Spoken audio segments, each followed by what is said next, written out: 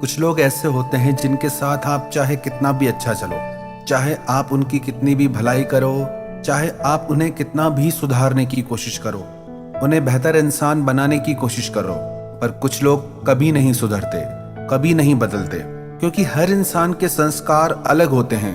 अपने संस्कारों को बदलना बहुत मुश्किल होता है। इंसान के संस्कार सारा जीवन उसके साथ रहते हैं। जिस इंसान में अच्छाई के, भलाई के संस्कार हैं, वो हमेशा सबकी भलाई करता है। चाहे उसके साथ लोगों ने कितना भी गलत किया हो, कितना भी बुरा किया हो, पर वो दूसरों के साथ बुरा कर ही नहीं पाएगा। उसकी अंतरात्मा उसे वो करने की इजाजत ही नहीं देगी, क्योंकि उसके संस्कार ही वैसे हैं। उसने जिंदगी में सीखा ही नहीं किसी का बुरा करना। एक राजा के पास एक सुंदर घोड़ी थी।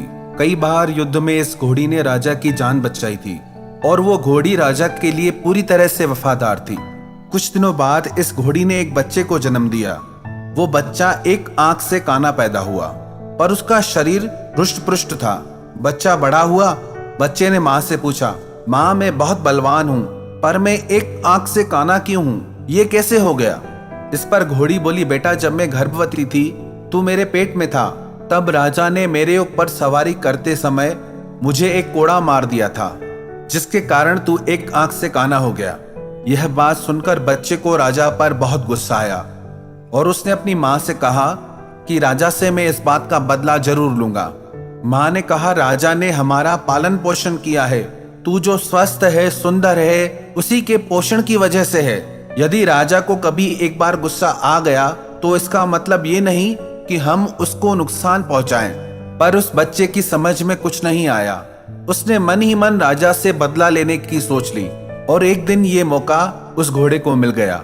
राजा उसे युद्ध पे ले गया। युद्ध लड़ते लड़ते राजा एक जगह घायल हो गया। घोड़ा उसे तुरंत उठाकर वापस महल में ले आया। इस पर घोड़े को बड़ा ताज्जुब हुआ और उसने अपनी माँ से पूछा, माँ आज राजा से बदला लेने का बहुत अच्छा मौका था, पर युद्ध के मैदान में बदला लेने का ख्याल ही नहीं आया, मन ने गवाही ही नहीं दी। इस पर उसकी माँ हंसकर बोली, बेटा तेरे खून में और तेरे संस्कार में धोखा है ही नहीं। तू किसी को जानबूझकर धोखा दे ही नहीं सकता। तुझसे नमक हरामी हो ही नहीं सकती, क्योंकि तेरी माँ वफादार है और इसीलिए तेरे अंश में भी वफादारी है। तो याद रखना कि जैसे हमारे संस्कार होते हैं, वैसा ही हमारे मन का व्यवहार होता है। हमारे पारिवारिक संस्कार हमारे अवचेतन मन में गहरे बैठ जाते हैं।